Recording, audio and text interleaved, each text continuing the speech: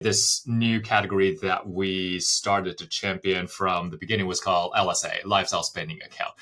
And it originated from the fact that, when we take a look at employee benefits, just like you said, this industry has existed for decades, right? And has evolved a little bit, but really not too much. It's just the industry in its nature that just moves pretty slowly. But over the past decades, what the employee benefits industry looks like, it's a very top-down driven process. What I mean by that is, generally speaking, when HR leaders get a budget approval, right, usually on a yearly basis, what they do with that budget is they do everything in their power to understand what the employees' needs are. Could be surveys, it could be through past data that they have collected, all that stuff. And then they just go out there and try to put together a benefits package by starting to buy, hey, I'm going to buy program A from this vendor, program B from this vendor, program C from this vendor.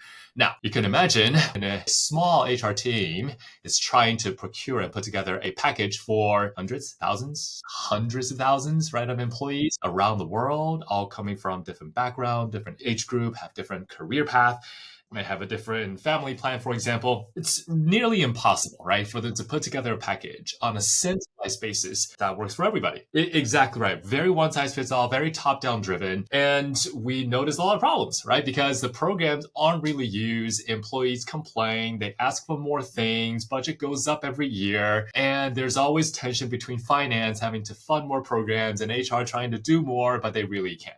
Nobody wins, really. Like, finance doesn't win. HR doesn't win. The end employees, right, the group that this budget is supposed to serve, definitely does not win. And so we started asking the question, well, that's crazy, because this is a really sizable budget pool, right? Like, so what is going on here? As we start looking into it, we actually identified, oh God, in this industry, problem that people thought that existed was we need more programs, right? We need more. We need to take care of employees more. We need to give them more. We need one more program here. We need more variety. It has a good intent, but it's really hard to happen given that you have a constrained pool of budget.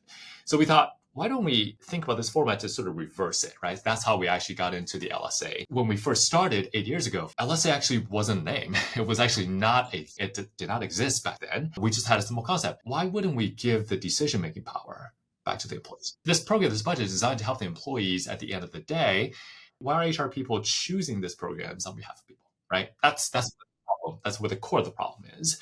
So LSA, in its essence, it's a delivery method to make that happen. Give the decision-making power to the employees. So the way it kind of works very quickly is, think about it as a pool of funds, right? The pool of funds that otherwise would have spent by HR anyway, given to the employees. Now, it comes with some strings attached. And so it doesn't mean that employees can do whatever they want with it. The HR team still can design the specification around this, so the employees are spending it at the right places, right? In the way that reflects the company's benefit strategy, so to speak.